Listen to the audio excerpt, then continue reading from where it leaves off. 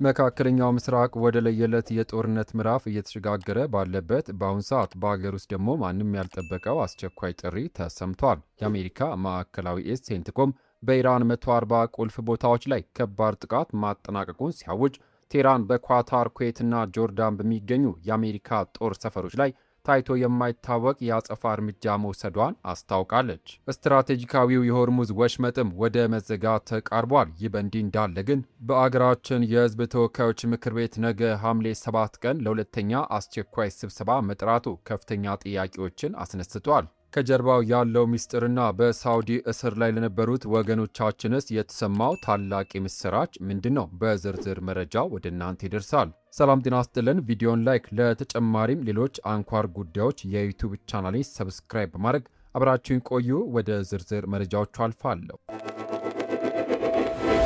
በቅድሚያም የሶስተኛ ዙር ከባድ እርምጃና የሆርሙዝ ፍጥጫ።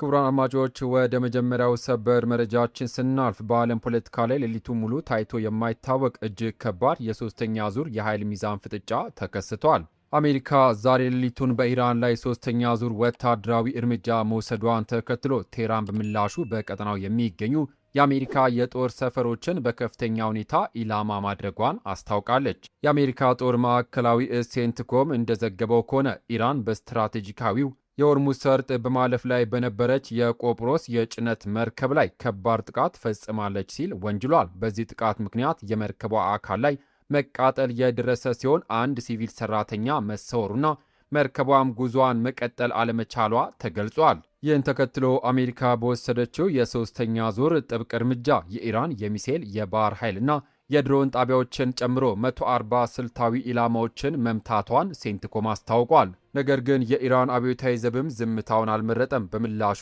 የኳታር አስደናቂውን የአልኡዴድ የአየር ኃይል ጣቢያን ጨምሮ በባህሬን ቦክስ፣ ኩዌትና ጆርዳን በሚገኙ የአሜሪካ የጦር ሰፈሮች ላይ የበቀል እርምጃ መውሰዱን በይፋ አስታውቋል። በተለይም ዛሬ ንጋት ላይ በጆርዳን በሚገኝ የአሜሪካ የጦር ሰፈር ወታደራዊ ማዘዣ ጣቢያና የድሮን ማከማቻ ላይ ከባድ ምት ማሳረፋቸውን ገልጸዋል። ሁለቱ ሀገራት ስምምነቱን በመጣስ እርስ በርስ እየተወነጃጀሉ የሚገኙም ሲሆን በቀጠናው ያለው ውጥረት ይበልጥ መባባሱን ዓለም አቀፉ አልጀዚራ በሰፊው ዘግቦታል። ክቡራን አድማጮች፣ ይህ በእንዲህ እንዳለ ግን ጉዳዩ ወደ ዲፕሎማሲያዊ መድረክ ሲሻገር ሌላ ትልቅ የጀርባ ቁማር አሁን ይፋ ሆኗል። ኢራን ከኦማን ጋር ልታደርግ የነበረው ታላቅ ስምምነት በአሜሪካ ድብቅ ሴራ ምክንያት መፍረሱ ተሰምቷል። ቀጣዩ መረጃችን በዚህ ጉዳይ ነው። የኢራንና ኦማን ስምምነት መፍረስና የመርከቦቹ መቆም ወደሚቀጥለው ሌላኛው መረጃችን ስናልፍ ኢራንና ኦማን በሆርሙዝ ወሽመጥ የሚደረገውን የመርከቦች ጉዞና የባህር መስመር ትራፊክ አስተዳደር በተመለከተ ቅዳሜ ዕለት ሙስካት ውስጥ ከፍተኛ ውይይት አድርገው ነበር። ነገር ግን የኢራን የውጭ ጉዳይ ሚኒስትር ቃል አቀባይ እስማኤል ባቃይ ዛሬ ሰኞ በሰጡት መግለጫ በውይይቱ ላይ ምንም አይነት ስምምነት ላይ መደረስ እንዳልተቻለ በይፋ አስታውቋል። ቃል አቀባዩ ሲናገሩ ውይይቱ ከአሜሪካ ጋር በተፈረመው የመግቢያ ስምምነት አንቀጽ 5 ላይ በሚገኘው የሆርሙዝ ወሽመጥ ጉዳይ ላይ ብቻ ያተኮረ እንደነበረ ገልጸው አሜሪካ በግልጽና በድብቅ በኦማን ላይ ባሳደረችው ከፍተኛ ጫና ምክንያት መከናወን የነበረበት ስምምነት ባለመሳካቱ እናዝናለን በማለት ዋሽንግተንን በቀጥታ ተጠያቂ አድርገዋል። ከዓለም የነዳጅና የጋዝ ምርት ውስጥ 20 በመቶ ገደማ የሚተላለፍበት ይህ ወሳኝ የባህር መስመር በአሁን ሰዓት ሙሉ በሙሉ መቆሙን ማሪን ትራፊክ የተሰኘው የመርከቦች ጉዞ መከታተያ ድረገጽ ይፋ አድርጓል። ኢራን ወሽመጡ በድጋሚ መዘጋቱን ካሳወቀችበት ከትናንት ምሽት አንስቶ እስካሁን አንድም መርከብ በወሽመጡ በኩል አለማለፉን መረጃው ያሳያል። ኢራን በአሜሪካ ጦር ሕገወጥ እንቅስቃሴ ምክንያት በሆርሙዝ በኩል ጉዞ ማድረግ የማይቻል መሆኑን በትናንትናው ዕለት ብታውጅም አሜሪካ በበኩሏ ወሳኙ የባህር መተላለፊያ አሁንም ክፍት ነው በሚል አቋሟ የጸናችም ሲሆን ሴንትኮም የመርከብ ጉዞ ነጻነት ለማስጠበቅ ጦሩ ሙሉ በሙሉ ዝግጁ መሆኑን ገልጿል። ክቡራን አድማጮች፣ በዓለም አቀፍ ደረጃ ያለው ወታደራዊና የኢኮኖሚ ውጥረት መላውን ዓለም ማወኩ እንዳለ ሆኖ ወደ ሀገራችን ሰበር መረጃ ስንመለስ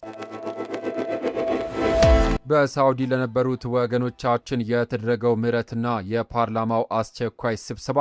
የውጭ ጉዳይ ሚኒስትር ዛሬ ሐምሌ 6 ቀን 2018 ዓ.ም ባወጣው መግለጫ በሳውዲ አረቢያ በሕግ ሂደትና አስገዳጅ እርምጃዎች ውስጥ በእስር ላይ የነበሩ 1971 ኢትዮጵያውያን ከሳውዲ ባለሥልጣናት ታላቅ የንጉሳዊ ምህረት አዋጅ ወይም ደግሞ ሮያል አምነስቲስ ተጠቃሚ መሆናቸውን አስታውቋል። በሪያድ ከሚገኘው የኢትዮጵያ ኤምባሲና በጅዳ ከሚገኘው ቆንጽላ ጀነራል ጋር በመተባበር የተደረጉት ከፍተኛ ዲፕሎማሲያዊ ጥረቶች አዎንታዊ ውጤት ማምጣታቸውን የገለጸው ሚኒስትሩ በምህረት የተካተቱ ዜጎችን በፍጥነት ወደ አገር ለመመለስ የሚያስችሉ ስራዎች መጀመራቸውና የዜጎችን መብት ለማስጠበቅ የሚደረገው ንግግር ተጠናክሮ እንደሚቀጥል አረጋግጧል። ይህ ታላቅ የምስራች በተሰማበት በዚህን ሰዓት ግን ሌላ ማንም ያልጠበቀው ድንገተኛ የፖለቲካ ክስተት ተፈጥሯል። የሕዝብ ተወካዮች ምክር ቤት ወይም ደግሞ ፓርላማው ነገ ሐምሌ 7 ቀን 2018 ዓ.ም አስቸኳይ ስብሰባ መጥራቱ ታውቋል። ሰኔ 30 ቀን የምክር ቤቱ መደበኛ የሥራ ዘመን መጠናቀቁ በይፋ ከተገለጸ በኋላ ፓርላማው ለነገ አስቸኳይ ስብሰባ መጥራቱ በብዙዎች ዘንድ ትልቅ ጥያቄና አግራሞትን ፈጥሮ ነበር። ይሁን እንጂ በምክር ቤቱ ይፋዊ ገጽ ላይ በሰፈረው መረጃ መሰረት ፓርላማው ነገ በሚያካሄደው ሁለተኛ አስቸኳይ ስብሰባው የኢትዮጵያ መንግስት ከፈረንሳይ ሪፐብሊክና ከባለታሪኳ ጣሊያን ጋር የተፈራረማቸውን የድንበር ስምምነት ረቂቅ አዋጆች በጥብቅ መርምሮ ያጸድቃል ተብሎም ይጠበቃል።